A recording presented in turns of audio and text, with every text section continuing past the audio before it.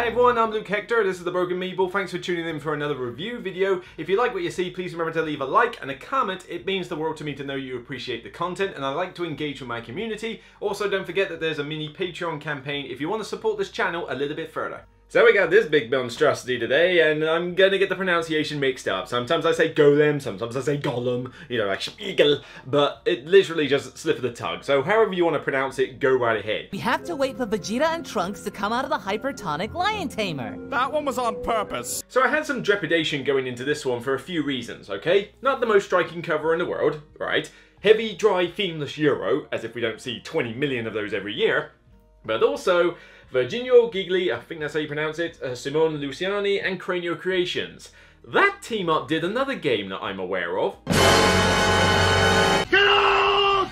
Get out of there! Yeah, suffice to say, Lorenzo and I don't have the best of histories, being a game I somewhat despise for its punishing nature and very restrictive gameplay. So I was a little bit like, oh, I don't know, is Golem going to be another rinse repeat of that? But this ended up being the first game that I demoed at Essen, which is kind of surprising. You'd think I would come to this one last or maybe avoid it altogether, but no, it just happened to be the first one I tried. Granted, trying to get into a demo at Essen kind of meant go to whatever table you could find that was free. But still, I wanted to give this one a try, and, well, I've played it multiplayer, I've played it solo, and this is a full review, so question is, did it work?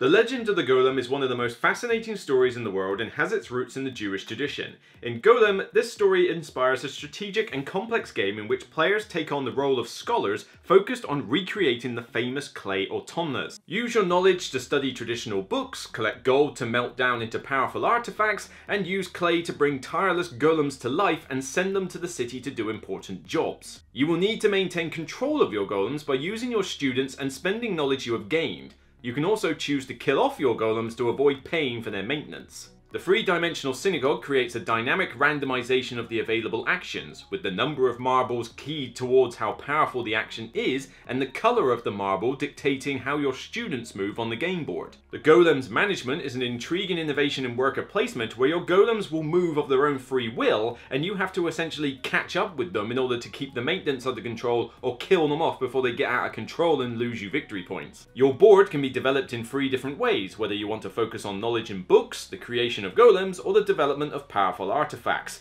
You have a ton of tiles that you can spend to flip over to gain special abilities or more endgame scoring opportunities. Over the course of 4 rounds, you will pick 2 marbles for 2 separate actions, as well as use your rabbi token to do a third possible action from a selection of tiles that are randomized each round. You will be needing to manage your resources carefully, as well as create powerful combos with the actions of your golems and the books that you might acquire during the course of the game. Once the 4 rounds are over, endgame scoring takes place based on your development of your own home player board, and of course, the one with the most. Of course! Now the box for Golem states 2 hours, and that's pretty accurate actually, at least from a minimum standpoint. This is quite a long, lengthy game. If you play this with 2 players and solo, you could probably get it done in 90 minutes, but yeah, you're gonna struggle to get it done in less than 2 hours with 3 or 4 players, particularly if you have to teach the game, and especially particularly if this is your first game. It's gonna take you a while, and a lot of that comes down to just how many options that you have each turn, not to mention the potential that this game has for chronic analysis paralysis. If you play this game with anybody who could potentially slow it down, they will slow it down. Full stop. End. It just is gonna happen. And a lot of that comes down to some of the downtime that you do get between turns. You are engaged for most of this game, but unfortunately a lot of the turns, and this is gonna be touched on a little bit later, and this is not necessarily a bad thing, but the turns that you have can create all sorts of lengthy combos. You flip this tile which allows you to upgrade this development, and by doing so you get to activate this golem which allows it to travel and do this, and you can create very fulfilling turns. But while you're doing that, everybody else is kind of on their mobile phone or twiddling their thumbs. Yeah, you can think about your next turn, but people have got to take marbles or rabbi actions before you do. It could mess up your plan. And so you do find yourself kind of sitting back and waiting a while. Not to mention that the game has a lot of setup. I mean, you've got to set up 3 different streets, you've got all that stuff on your player board to do. Objective cards, the marble synagogue, the rabbi actions, starting tile setups. It's like, whoa, okay, hang on, slow down a bit here, guys. There's a lot to get done, and of course packing it away takes a while as well. So duration is definitely quite a long one here. Not painfully long. And we're not talking well, I suppose not talking the 3-hour mark here, but this is easily probably going to set you back a good 2.5 hours every time to play, with the possibility of shortening it down to 90 minutes for solo and 2-player, and 2 hours is more once you've got 3 or 4 of you that are really comfortable with the game. But even then, 4 players at 2 hours, that's still a bit of a stretch. Now there's both a pro and a con with the ease of play. Overall, the rulebook is pretty good actually. David Digby had his hand in this one, and the rulebook is fairly easy to follow. When you go through and you're reading up on how the actions work, they make sense with the possible slight exception of the gold artifacts one. That one's a little bit more fiddly, but a couple of times reading over it and you'll be like, oh I see, that's what you mean with developing this bit and developing that part. But where the ease of play gets a little bit problematic is just the smorgasbord of iconography that is in this game. There's like a ton of the stuff. The appendix pages, it's like about 6 or 7 pages at the back of the book for character abilities, for development tile abilities, for the board abilities, the streets and that, the objective cards, the books themselves. There's a lot of icons. There's a lot of different actions you can do, which certainly makes for a lot of choice, but it means that your first game, particularly of this one, is going to be a learning experience. There's no reference sheet, which is really bad. Really, this game could seriously do with a decent reference sheet. You get a titchy little card for the round order, but that's kind of it. And it's only semi-useful. You really kind of need a decent reference sheet for the iconography for players to have, rather than have it in the back of the book. But it also means that your first games, people's brains are going to melt with this. The amount of combos that you can create, it gets a little fiddly at times. It's very fulfilling. I mean, when you pull off those awesome combos and you get all those resources and flip over 2 tiles in one go, it's like, ah, it's really good. Until you realise that when you're trying to, in your head, gauge exactly what's going on and what sequence to do it in, it does overthrow quite a few players. Right, so hang on. Right, I'm going to do this, right, so this upgrade lets me do this at a 5 discount. Let's see, that costs me 4 plus 2 to do that, so that's 1 technically, right, so I pay 1 to do that, but then the card book I shove in gets me another 1 golden clay from this, then I'm going to get 2 knowledge from the book, as well as create a golem, right, I've got 3 clay, create a golem, right, that's cool, and in create, hang on, I've got the ability that when I create a golem I get to move it 1 and then trigger an area, so I'll move that 1, trigger that, oh that allows me to do an artifact development at -2 discount, and it's like, what the fuck? Oh no, I've gone cross-eyed. So trying to juggle all these little things in your head is certainly very tricky to do, particularly in your first game. Anybody who comes out and tells you that this is a midweight Euro is lying through their clay-covered stained teeth, because this is certainly a heavy game. Probably one of the heavier games that Cranio Creations has even put out. I suppose Barrage is kind of up there, but this is getting close to that kind of level. It's definitely a lot heavier than Lorenzo and definitely a lot heavier than Newton. This is definitely going to melt brains in a good way, we'll get onto that, but yeah, just expect a bit of a learning curve to get used to how the game operates, but suffice to say, the rulebook does a good job of helping you. And very quickly to mention the solo mode, you get a separate little book to handle the solo mode, which is an Autumnar, and that is very fiddly for your first game. Gets easier afterwards, but you've got to remember a priority order for how the golem works, what it moves first, what student it moves, and then when it's doing actions, it collects resources on the track, doesn't care about this, but it cares about this. There's a lot of little intricacies that the Autumnar uses, and you have to use the priority chart on the back of the rulebook like extensively. And believe me, I lost count during my first game solo when I was looking through that rulebook trying to, hang on, so wait a minute, they're doing this one now, so how does this work when they do that? Oh, I see, and it made my first solo game very slow. In subsequent solo games though, it did get a lot quicker. You're still gonna look at a good 90 minutes though for this game because of all the setup and all the thinking you're gonna be doing, as well as the micromanagement of the actions that I mentioned before, but yeah. Just stick with it. It gets better, and the rulebook is decent. Not as good as the main rulebook. I think it was a bit easier to understand the main game than it was the solo game, but not by a great deal. As I say, with the multiplayer and the solo, it's a learning curve. Just stick with it. So the previous two segments had a mixture of pros and cons, but for the most part decent. Here though, it's a big pro. The tactics and strategy element of this game is where it shines at its best. It doesn't feel anywhere near as punishing as something like Lorenzo or Barrage, the two games from Cranio that I don't like. Go figure. Because this one can get restrictive in terms of the resources that you're collecting for certain aspects, but they're usually the bits you're not focusing on as much. If I play a game where I'm focusing a lot on study and the books and the knowledge, I'm going to be able to rake in that stuff and perform some really cool combos. But then I expect to suck when it comes to, say, creating more golems or artifacts, because you're focusing diehard on one area.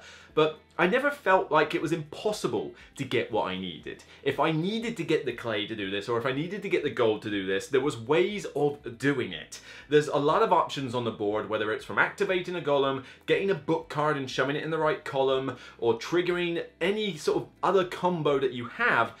There is a way to do it. And certainly it will melt your brain trying to think, right, well hang on, I need a bit of knowledge for this, I need a bit of clay for that action. If I take this marble, I get 4 clay because there's 4 marbles in there. So if I do that and then upgrade the golem's foot, I'll get this cool ability. And, you know, it just feels very satisfying.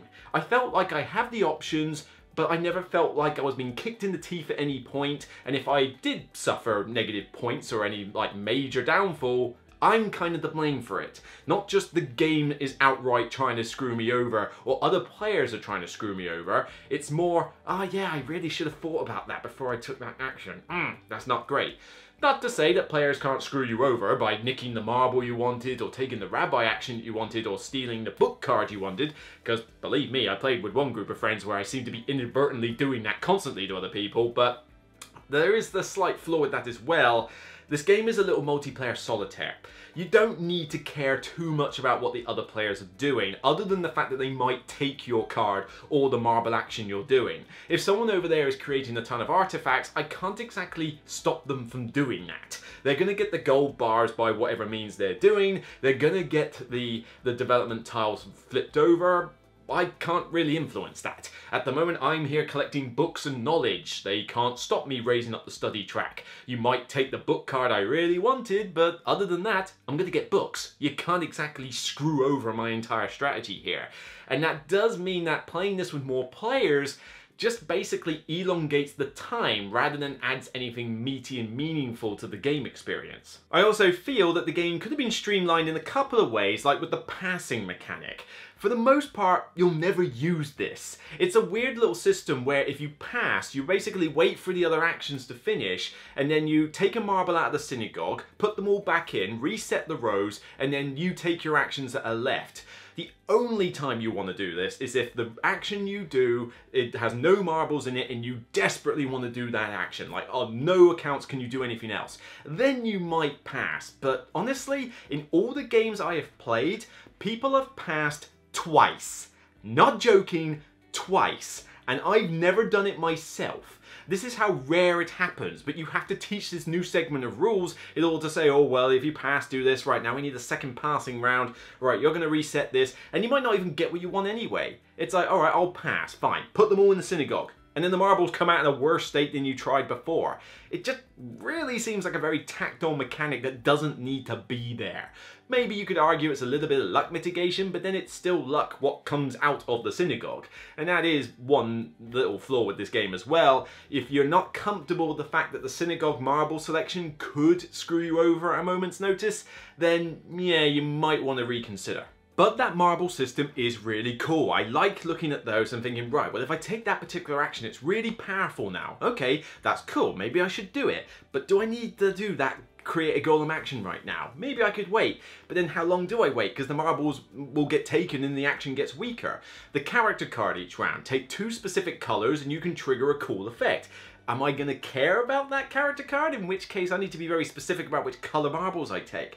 But then the colour marbles move your students across. And it's like, well, I really need to move the blue student further so I can get it to the end of the track for this objective card. So that means I need blue marbles. But the character doesn't want blue marbles. So do I care about the character or do I sacrifice the student moving? It's so many meaty decisions from a box of marbles. It's such a cool little mechanic. Granted, there is no thematic reason why marbles should be used as an action selection mechanic in any game whatsoever. Certainly not this one.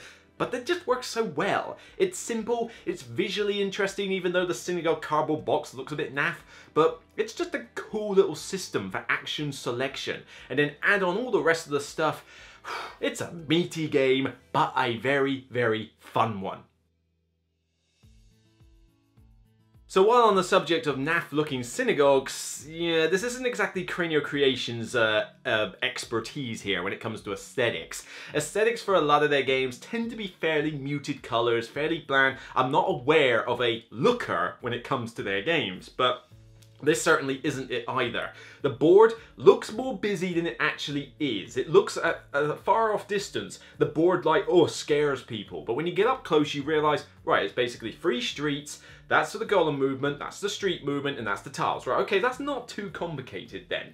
But it's still pretty muted colours, the artwork is not particularly interesting, even the components aren't exactly that good. The boards are okay and they got little cutouts for that, but marbles are pretty basic, the tokens for resources are pretty tiny actually, a little too tiny in my effect, and they're just like little plasticky sort of glossy cardboard tokens that for some reason you get those for the free basic resources, but then you get wooden gold bars and it's like, well, why couldn't you make other things wooden? You know, I literally play this game replacing the components with things from the Stonemaier treasure chest, to be honest. I mean, you can use the terror chest for knowledge books and magnifying glasses, and you can use the original treasure trove one to get bricks for the clay, and use a coin chest from Sinister Fish games in order to replace the coins. Either way, you can pimp up this game a bit better than it's in the box. It's also a huge table hog, like massive table hog. You are going to need a big size table to fit not only the big center board, but also the synagogue and the board that goes in front of that, as well as your player board and the 2 little boards that go onto the side, as well as the room for the book cards that go above your board. This game really sucks up the space on your table. You need to be ergonomic with the way you lay this out, and certainly you're getting your money's worth in terms of like pieces in general. It's just not really going to turn a few heads when they walk by and say, that's not particularly interesting. It looks as muted and bland as, well, one of the golems you're creating, frankly. Like big, good, strong hands. Now, Immersion's a bit of a weird one with this one because when it comes, again, to Cranio Creations, theme is not their strong suit. Their games tend to be very heavy, dry Euros. Well, no surprise, this one's heavy, dry, and themeless as well. It's literally based on a story, like a famous story of like creating golems, and that's about all it is for theme. I mean, you're creating them out of clay, they wander off and do random tasks, your students move across the street forwards and backwards, they can't catch up to the golem for whatever reason. Get your motor running. You're like using a marble mechanic to do your actions. There's characters who care about which marbles you take. It's like, yeah, come on, the theme is gone from here. You know, instantly, as soon as you get into this game, you forget what it was even about. In fact, I actually made the boo-boo at one point where I made a joke where it's like, you killed my twin golem there, you've ruined Christmas, and somebody pointed out to me at the table, it's like, you do realise this is set in Judaism, right? It's like, oh right, hang on. And so I got that completely wrong. I forgot where it was even set. That's how like null and void the theme is. That being said, the idea of creating like miniature golems that are effectively like your children in a sense that go off and do stuff, you can make quite a few gags and jokes about the fact that you're creating these golems and they're running amok out of control. We've had everything from killer golems to rocket boot golems to calling mine Jeff and not wanting to kill him off. You can make a few little jokes like that for a laugh, but that's the group dependencies talking there. The game isn't exactly bringing it out. So you're looking for theme, it's not here. Longevity is pretty strong here in elements. Your development board will not change at all from game to game. Mainly, it's the setup of the main board. There's quite a decent amount of book cards, and you don't go through that book card deck very fast, particularly if players aren't focusing on them, so you'll get a good amount of variety from those. There's enough Rabbi action tiles to fulfill a few games before you start seeing the same stuff again, and the neighborhood tiles are probably the main aspect of replay value, where you have 7 spaces on 3 streets and you have 10 tiles for each street. You pick 7 and you lay them out in order of ascending number. That creates a little bit of differentiation between games, but not a huge amount. So you are going to be playing a fairly similar game from time to time, but it's more how you utilize all the different combos to meet your end goal and what that little marble mechanic does for you as well. However, you do have the solo mode, which, to be fair, once you get over the initial learning curve of dealing with the fiddliness of it, it's actually a pretty good way to play the game. It simulates a multiplayer opponent quite well, even though it doesn't quite, it has a flexibility with resources and you need to play it on probably hard mode in order to lose to it often, although normal's a pretty decent thing. Do not play it on easy. That is like training shoes baby mode, like you will obliterate it on easy mode. But it adds a bit of extra longevity to the game, and so this is not one that I think you're going to want to play all over and over again in quick succession, because you might see a bit of rinse repeat turning up from here to there. But every now and again you'll want to pull this out and get a really good meaty experience in, and so, like I say, it should stand the test of time for some years to come. That sounds like a lot of negatives, but some of them are more small, or you can get over them. Where this game really does earn some great marks though, is the gameplay itself is just really good fun. It's such a good game for anybody who likes combo building. Anyone who gets a big high from being able to pull off a move where they go, that triggers into this, which triggers that, which triggers that, which gets me these resources, which triggers that. Oh, that felt so good. This is the game for you. It's going to melt your brain like crazy. Do not go into this thinking that this is going to be a mid-weight light experience, because it just frankly isn't. But once you get going and you're used to it, it's entertaining to want to come back to it. I want to try out different combos. I want to try out the artifact strategy this time. I want to try out the knowledge strategy this time. And it just really did feel like a good, enjoyable game. It's just held back from the top marks by a few of those negatives I mentioned before. So overall, Gollum has surprised me. This is definitely going on my shelf alongside Newton, and I'm giving it a solid, pretty powerful 8 out of 10 with a seal of endorsement. Those negatives take it out of distinction level for me, but I still am glad that I got into this game despite having reservations when I first started, and found, no, this is actually a pretty good meaty Euro game, and I highly recommend it to anybody who's into Cranial Creations games or just heavy Euros in general. You don't care about the theme? Fine, whatever, there's none here anyway. You just want meaty decisions and brain-melting mechanics along with like a seriously really cool fulfilling combo system, then by all means, Gollum is exactly what you want. So that's it for me on this episode of The Broken Meeple. Do you like Gollum? Have you played it? Are you looking forward to it? What reservations do you have? What are you excited about? Let me know. Leave a like on the video and a comment in there, because it gives me a lot of pleasure to read what you have to say, because not only does it give me some knowledge, but it gives knowledge to other people who are watching this video. And if you want to check out more content on the channel, then you can check out the next Top 100 segment, my 30 to 21 that has now been done, as well as a review I did recently for Geishas Road, a new sequel to Hanamakoji from Emperor S4. Take care, and remember as always, regardless of what you do with the golems you create, it's only a game. Bye for now everyone, see you soon.